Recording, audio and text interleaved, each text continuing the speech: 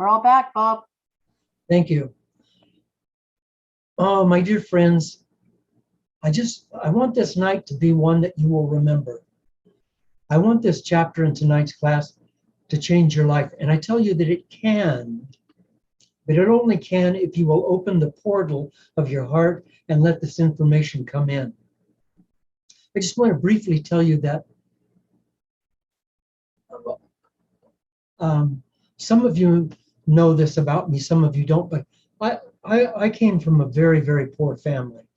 And we lived in housing projects, and we were sort of booted out of out of project after project because we couldn't pay the rent, and you know, had one pair of Levi's and a pair of tennis shoes, and when they wore out, we put newspapers in the bottoms. But you know, we didn't really know that we were poor. Incidentally, we just knew that other people were rich, and anybody who wasn't like us was rich. But when I was very young, I learned to fight, and you had to fight if you lived where I did, and because I have really quick hands, I was pretty good at fighting, and so I was in a lot of fights, and I didn't like fighting. I hated fighting, but I felt like when somebody bumped into me or said something to me, I was called out, and I had no choice but to fight.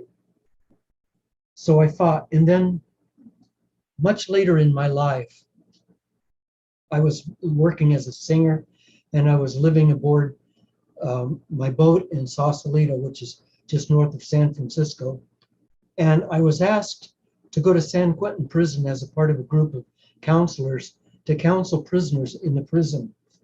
And so I went in that first night, and we sat at a table, and there was like 4 or 5 prisoners, I don't remember exactly, and me, and I was sitting talking to them and asking them questions and trying to help them get their life straightened out.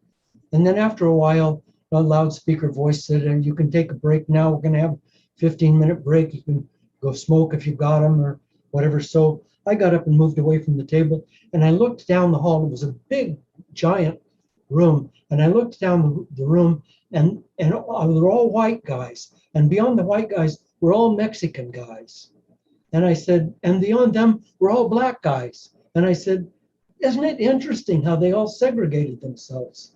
I mean, that was really puzzling to me because in the projects, we all lived together.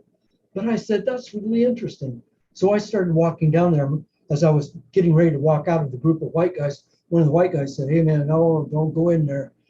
You know, you're not going to do well in there. And I said, I'm going to be okay.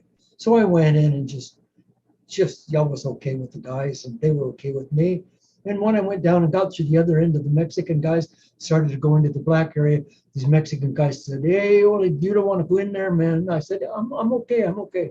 And so I went in, and I was just sort of nodding at these guys, and they were kind of staring at me like, what the hell are you doing here? And then somebody said, Trask. And I looked over, and there was a guy, black guy, that I went to high school with. You know, I dropped out of school in the 10th grade, but I'd been in high school with them. And we hadn't been close friends, but we respected each other. And he was also a fighter. And he said, man, what are you doing here? I said, I'm a counselor. He said, you're a counselor. You were worse than any of us. In fact, we heard that you were in Leavenworth because you killed a federal officer. Everybody knew that. I said, well, it's not true. I've never been in Leavenworth. I've never been in prison. And he said, oh, man, wait a minute, right here. And he went and got another guy from my high school class, and he came over and he said, I don't believe it. I don't believe it. You're a counselor. So to make this long story short, when the evening was over, I went out and got in my car, and I'm driving back to Sausalito. San Quentin's north of Sausalito. And I was driving back to Sausalito to my beautiful boat that I lived aboard. And I have the window down in the car, and the moon's out. There's a soft breeze blowing, and I'm listening to music.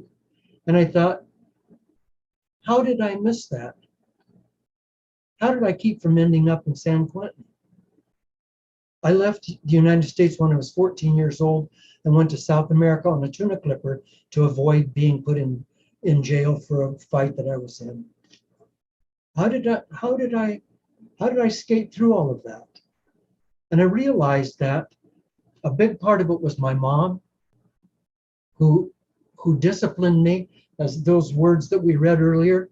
She had a lot of those words, but in the always there was love. And never were you allowed to be a victim. Never were you allowed to feel sorry for yourself. That isn't happening. And earlier than that, I was being taught by the elders, the native elders in New Mexico. And I learned that there's a spirit of life that is life. And it's honor. And I fought for my honor. And I'm still fighting for my honor, but I learned that with my fists, it doesn't work, because nobody wins a fist fight. Nobody ever wins a fist fight or a war. Nobody ever won a war. Wars are not won. Everybody loses. This is the way we fight for our honor, with these classes and with what you did in the breakout session. So I hope that you'll go away tonight renewed with the idea that who you are and what you are is precious. You're not only somebody's child, you're the incarnation of Holy Spirit. And fear may be a part of a reality, but it doesn't ever need to be a part of your reality. So watch for abandonment issues coming up in you. Watch for mistrust issues coming up in you, and low self-worth. And face those immediately with affirmations. I am a good and worthy person. I am right here, right now. I am a good and worthy person. I am a patient and loving man. I am loved. I am blessed. I am safe. I am free. Get those affirmations that work for you and say them again and again and again. And don't let the darkness of that swamp that is your subconscious mind come up and take over your life. Don't let it happen. Because life is waiting for us just beyond the horizon, just beyond that which is familiar. Now here's your homework. Please read chapter 7. And please pay close attention to how you're communicating with the matrix through your beliefs and your thoughts and your fears. And please pay close attention of the messages the matrix is sending back to you.